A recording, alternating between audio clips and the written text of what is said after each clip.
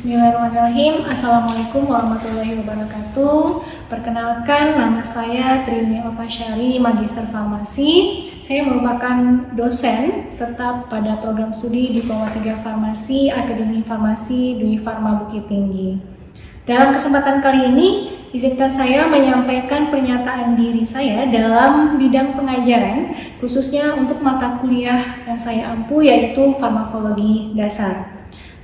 Farmakologi dasar merupakan mata kuliah wajib yang diberikan kepada mahasiswa Diploma 3 Farmasi di semester genap, tepatnya pada semester 2 dengan beban SKS, 2 SKS, 1 SKS teori dan 1 SKS praktikum.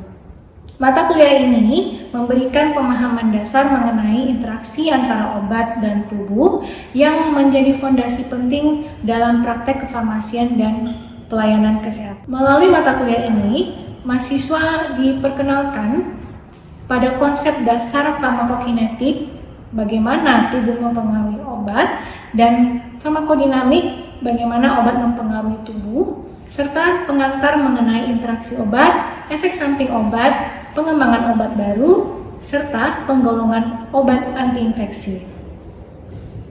Pembelajaran mata kuliah ini dilaksanakan sebanyak 16 kali pertemuan dalam satu semester, di mana terdiri dari 8 pertemuan sebelum UTS dan 8 pertemuan sebelum UAS.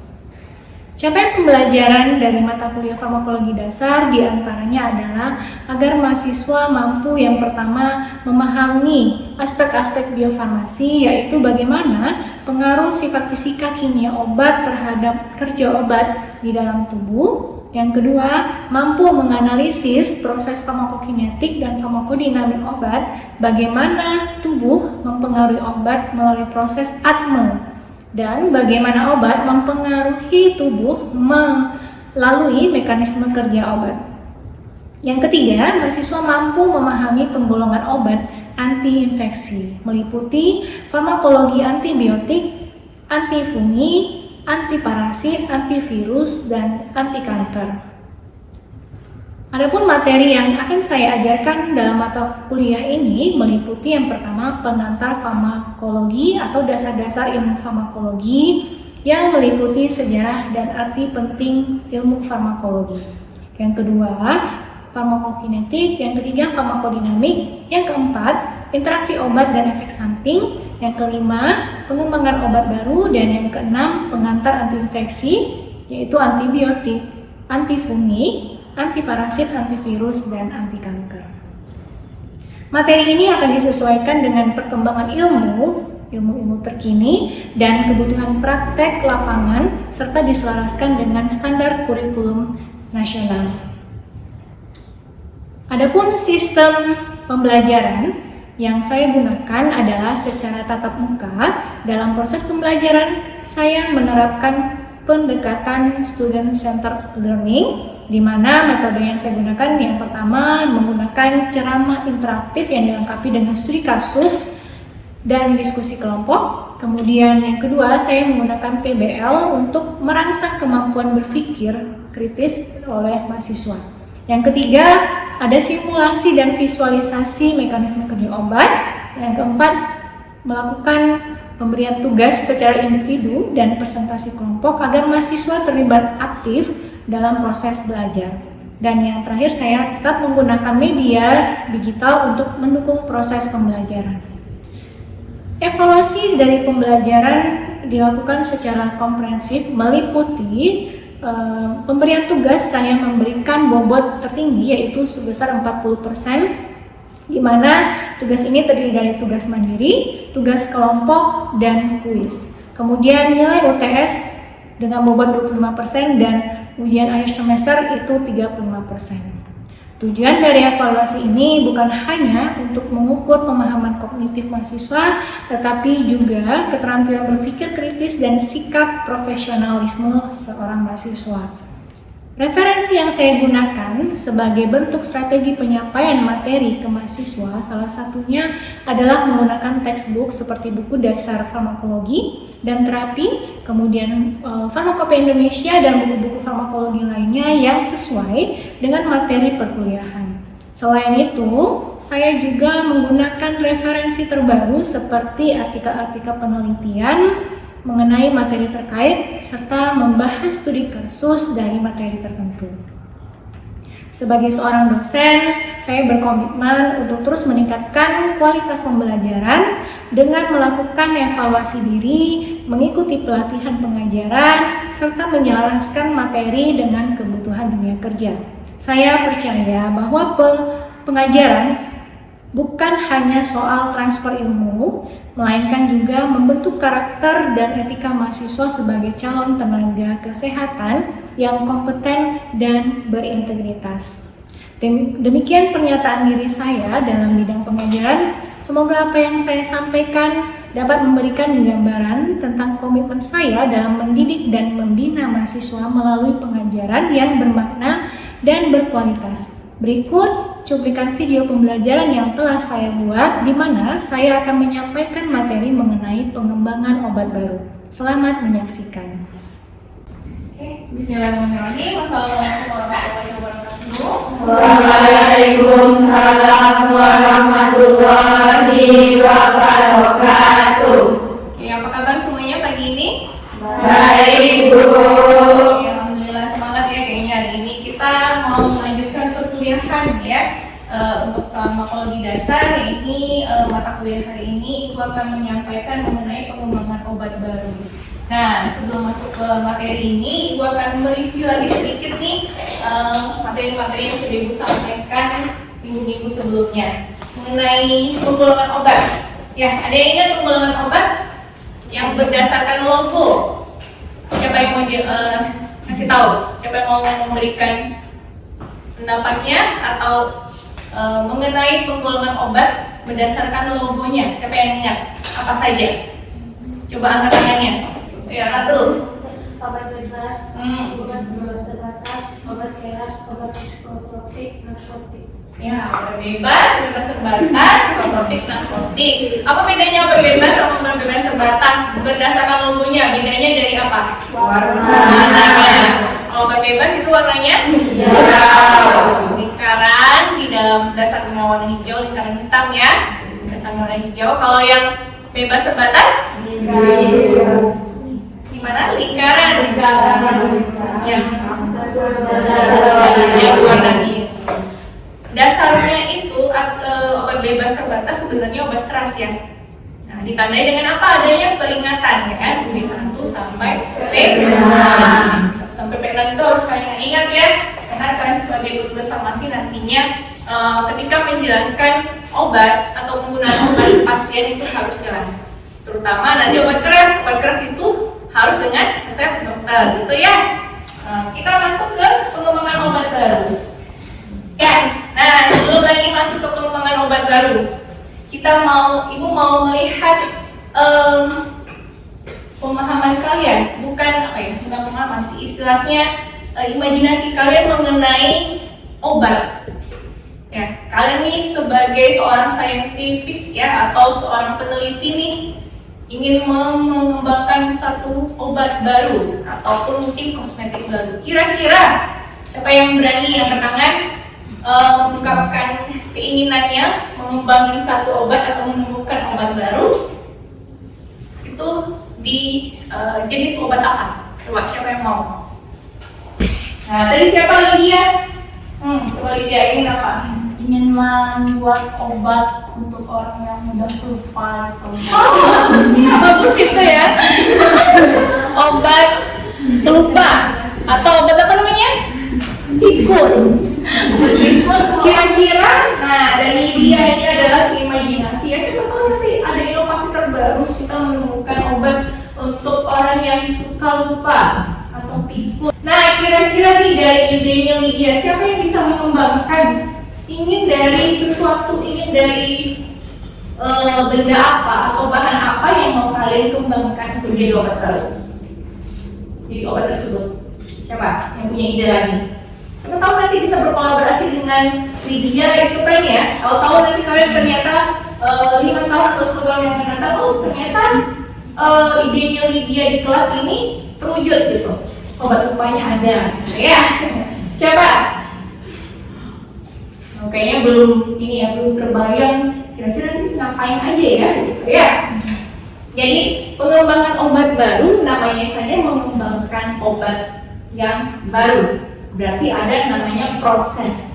Ya, pengembangan obat baru itu kita di situ ada proses bagaimana satu obat itu satu obat baru bisa sampai kita dapatkan atau bisa kita pasarkan, yang bisa digunakan oleh masyarakat luas untuk pengobatan dari penemuan obat barunya, ya. Kemudian nanti tahapan ujinya ya, ada uji praklinis, uji klinis, kemudian ada post market surveillance. Nah, jadi setelah dipasarkan itu tuh ada tahapannya. Kemudian nanti kalian harus memahami ini prinsip dasar uji praklinis dan uji klinis. Jadi bedanya apa uji praklinis dan uji klinis? Ada yang ingat nggak pelajaran SMA-nya? Uji praklinis itu uji yang kemana? Uji ke siapa? Kepada hewan uji ya. Nah, kalau uji klinis ke manusia. Nah, tapi uji klinis ini juga ada nanti tahapan-tahapannya, kita bahas itu. Kemudian nanti yang ketiga, kalian bisa menyebutkan tantangan dan regulasi dalam pengembangan obat. Artinya tantangan dan regulasi ini yang tadi namanya obat baru tentu harus ada regulasinya. Mulai dari dia nanti mendaftarkan kandungan zat aktifnya, kemudian uji praklinis, uji klinisnya itu harus ada. Ya, sehingga itu nanti yang akan menjawab tantangan dan regulasi dari pengembangan obat baru. Nah, jadi materi hari ini nanti diharapkan ya kalian bisa memberikan gambaran lengkap dan tantangan pengembangan obat baru. Nah, siapkan pertanyaan nanti ya untuk sesi tanya jawabnya. Jadi intinya hari ini kalian semua bisa mendapatkan gambaran mengenai tahapan pengembangan obat, terutama obat baru. Referensinya yang digunakan seperti biasa Ibu menggunakan ini ada di perpustakaan, bisa kalian cari ya yang pharmacological ini ya, dasar-dasar farmakologi, ada yang kartun, itu ada yang edisi berbahasa Indonesia-nya. Nah ini buku ajar ini ada nih ya, pernah lihat kan buku ajar farmakologi yang warna coklat ini. Nah, kemudian buku farmakologi dan beberapa referensi diambil dari artikel-artikel penelitian. Nah itu yang akan kita nanti kedepannya ada diskusi mengenai artikel-artikel penelitian tersebut. Oke? Nah, ini tadi berhubungan dengan pengembangan obat baru. Ibu melampirkan contoh penelitian yang sudah Ibu lakukan. Ya, penelitian ini masih sangat dasar. Nah, Ibu menggunakan sampelnya adalah daun bidara Arab. Di sini Ibu sebelumnya juga sudah melakukan penelitian mengenai kandungan zat aktifnya. Ya, jadi itu adalah tahapan awal kita mau mengembangkan obat baru.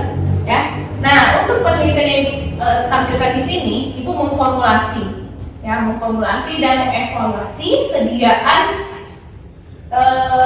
gel. Dan jadi di sini ada teknologi farmasinya. Jadi sediaan gel antioksidan dari ekstrak daun bidara Arab. Ya, ini daun bidara Arab. Ternyata dia punya khasiat sebagai antioksidan. Kalian tahu antioksidan itu apa? Kalian tahu? Pernah dengar antioksidan apa? Dia bisa apa? Lydia lagi? Lydia terus dari tadi siapa? Kau yang lain ngapain? Ya, Lydia. Melindungi sel-sel dari radikal bebas. Nah, jadi antioksidan itu menangkal radikal bebas. Radikal bebas itu banyak ya, dari kendaraan, asap kendaraan, kemudian dari makanan ya, makanan cepat saji, makanan yang dibakar. Nah, itu yang bisa menyebabkan radikal bebas. Jadi ini si ekstrak daun bidara Arab ini setelah diteliti ternyata dia bisa menangkal radikal bebas tadi. Nah, dari penelitian ilmu ini nanti bisa dikembangkan lagi nih gelnya untuk apa? Apakah untuk membuat sediaan topikal yang pada daerah wajah, pada daerah rambut, ya kan? Nah, itu nanti ini masih panjang tahapannya. Jadi ini asal muasal bagaimana kita bisa mengembangkan satu obat yang baru.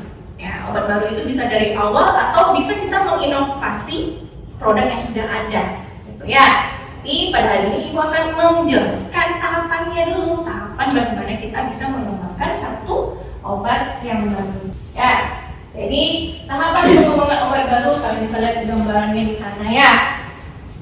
Ternyata dia butuh waktu sampai puluhan tahun. Tuh, untuk discovery, ya, discovery itu kita menemukan obat, jadi menemukan agen atau menemukan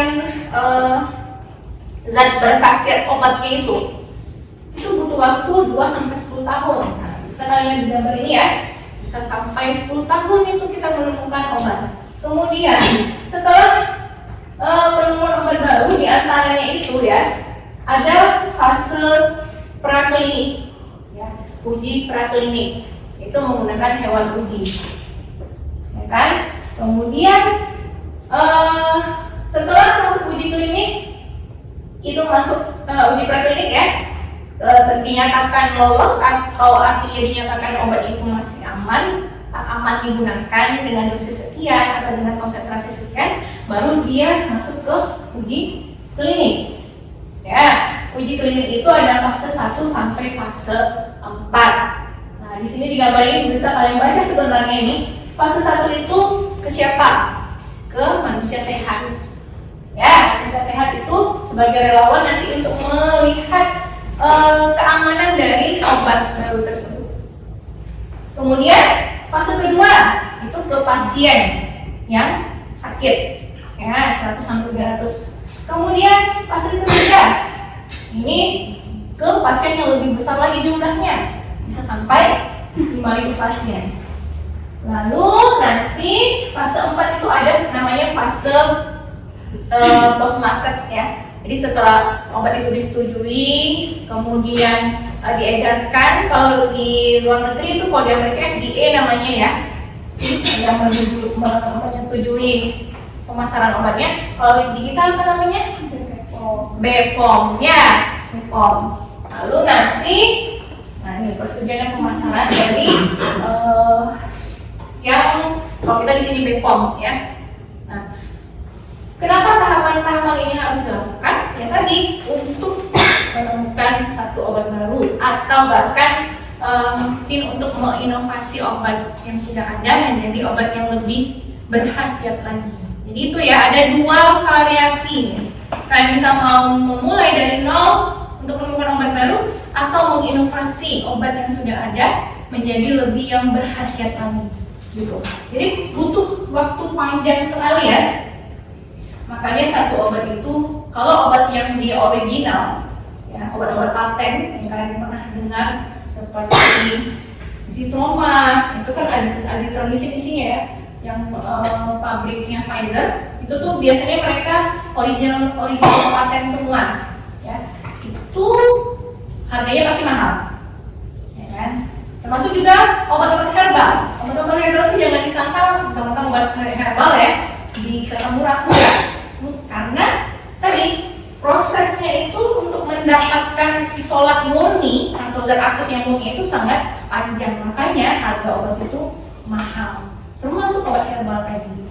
Ya, jadi itulah gambaran ya mengenai pengembangan obat. Ini untuk mendapatkan senyawa-senyawa aktif atau senyawa kandidat ataupun isolat murni.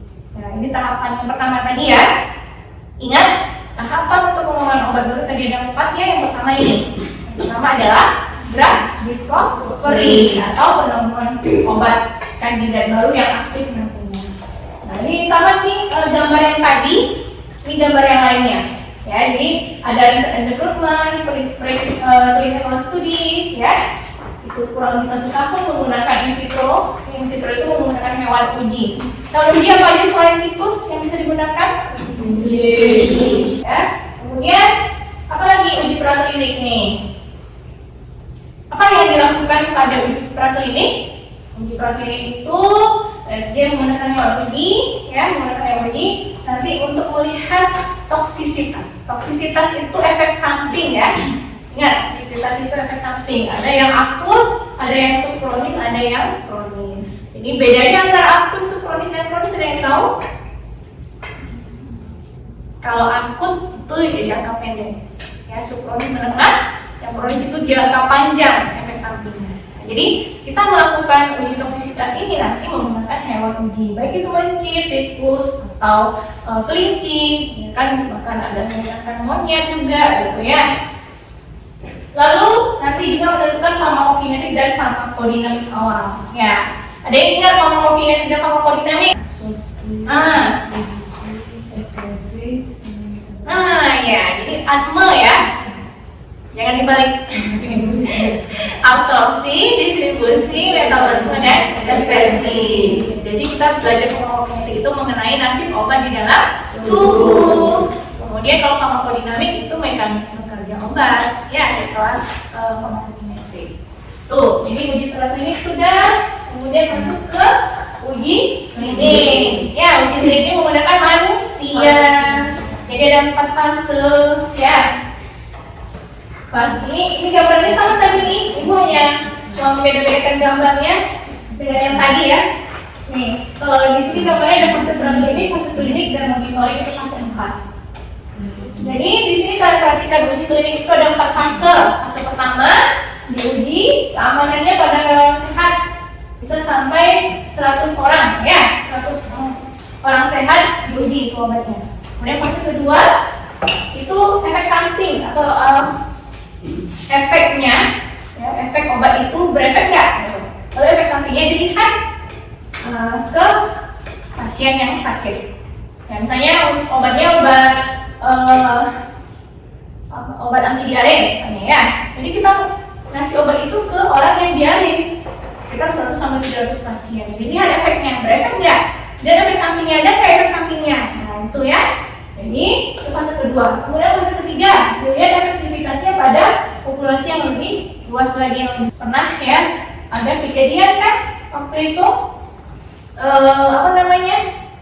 kejadian paracetamol ya. Nah, paracetamol sirup yang sudah dipasarkan ternyata ada efek sampingnya ke anak-anak. Apa efek sampingnya waktu itu? Ginjal ya, gagal ginjal. Makanya waktu itu sempat semua yang sirup punya kandungan paracetamol ditarik dulu di pasaran, dicek apa sih yang menyebabkan itu. Ternyata apa ya? Nah, jadi nanti setelah dicek dan diperbaharui lagi komposisi obatnya baru bisa diedarkan kembali. Gitu ya. Jadi ternyata untuk mengembangkan obat baru itu butuh waktu yang lama dan butuh uji-uji yang sangat banyak ya, terutama nanti mulai dari uji khasiatnya, ya kan, uji keamanannya seperti itu. Nah ini yang persetujuan dan pemasaran. Nah tadi kalau kita BPOM yang menyetujui ya, lalu nanti setelah dipasarkan lalu dilakukan pemantauan efek jangka panjang dan efek samping yang langka. Nah jadi sudah ada ya 4 tahapan untuk pengembangan obat baru. Apa? Biayanya mahal. Ya, sangat mahal biayanya. Mulai dari kita menyiapkan diri, menyiapkan bahan, menyiapkan alat, sampel dan sebagainya, ya. Itu membutuhkan waktu, biaya dan waktu yang lama, gitu ya. Lalu kemungkinan terjadi kegagalan, ya, kegagalan pada tahap klinik tadi. Yang namanya kalau sudah dicobakan ke manusia ternyata dia punya efek samping, gitu kan, berbahaya, sehingga itu harus diulang lagi kan penelitiannya, ditemukan lagi apa sih yang menyebabkan efek samping tadi. Lalu berikutnya regulasi yang ketat. Nah, regulasi ini terhadap kita mau persetujuan dengan BPOM tadi ya.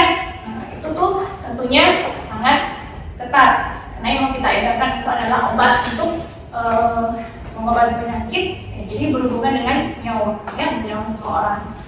Lalu kebutuhan akan data real world evidence, artinya ya data-data keamanan dari sampel yang kita gunakan tadi kita harus tahu ya.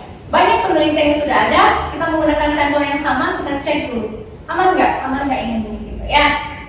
Jadi harus tahu nih kalian semua sebagai seorang nantinya, siapa tahu nanti ada nih yang minat kerjanya di bidang penelitian.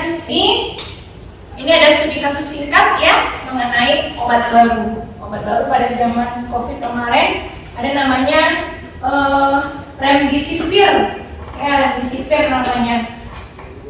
Nanti awalnya si remdesivir ini adalah obat untuk embolization. Artinya ada kondisi-kondisi darurat yang membolehkan obat itu langsung digunakan. Ya, pada saat COVID kemarin. Padahal kan kita tahu tadi tahapan pengembangan obat baru banyak ya, sampai 10 tahun, sampai 15 tahun bahkan gitu ya, 10 sampai 15 tahun itu. Tapi ketika di zaman COVID, ini kesimpulannya apa hari ini untuk materi kita? Ya, kesimpulannya bisa kalian lihat di sini. Proses ilmiah itu sistematis. Ya, artinya sistematis itu berurutan, gitu ya, berurutan. Jadi mulai dari kita mau memilahnya dulu sampelnya, kita mau ambil bagian apanya, daunnya kah, rantingnya kah, itu sistematis harus dilihat dulu bagian yang mau kita gunakan. Kemudian kita prosesnya apa lagi? Dikeringkan dulu, disinfeksikan dulu, gitu, baru masuk ke proses ekstraksi, ya kan? Itu kalau bahan alam ya. Kemudian ada uji keamanan efektivitasnya juga, ya, ketat. Nah, bagaimana menguji keamanan tadi? Dengan tadi ada uji klinis dan uji klinis. Itu. Lalu ada kesesuaian regulasi internasional. Kan dana. Kira-kira kalau dia melewati uji klinik apa bahayanya? Siapa yang mau jawab? Lydia lagi. Lydia terus nih. Emang Lydia doang di sini? Ayolah, nggak apa-apa. Ya salah nggak boleh kita namanya belajar. Ya kita diskusi. Silakan Lydia apa? Dampak yang terjadi itu kemungkinan ada efek samping terhadap manusianya. Bukan kalau di klinik itu kan belum ke manusianya gitu kan. Jadi kemungkinan efektivitasnya obat itu terhadap manusia belum tentu pas dengan hewan kecelakaan atau dengan uji klinik. Oke, melakukan kerjasama. Ya kan, katanya ini berbatasan dana. Jadi, bisa melakukan kerjasama dengan sebuah instansi kesehatan mungkin, atau dengan perusahaan, dengan pemerintah, dengan kategori dia ternyata obat kanker yang paling kuat misalnya. Jadi dibikinlah proposal untuk ini ya, supaya bisa melakukan uji klinis. Itu ya, jadi pentingnya kita melakukan tahapan-tahapan bagaimana obat baru itu bisa dipasarkan.